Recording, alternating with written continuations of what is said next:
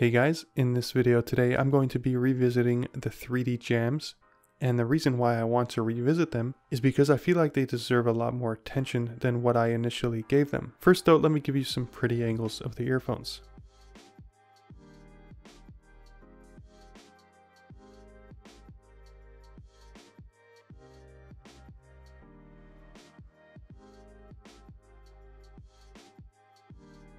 So the 3D jams are a smaller pair of in-ear earphones. They've got that triple driver setup where you have one dynamic driver in the back and then two balanced armature drivers comboed up in the front. That triple driver setup is going to give you that instrument separation, so if you've never experienced that before, then you're going to get that with these earphones.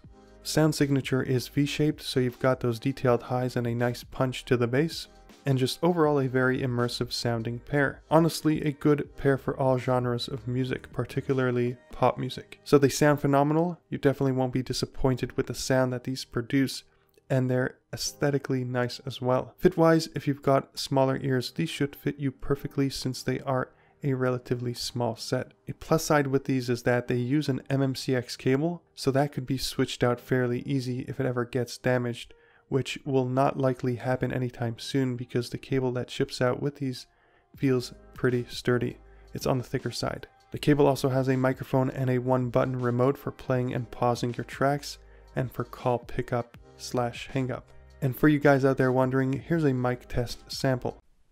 So this is what the microphone sounds like on the 3D jams, and I'm using the camera app on my iPhone 6 to record this audio.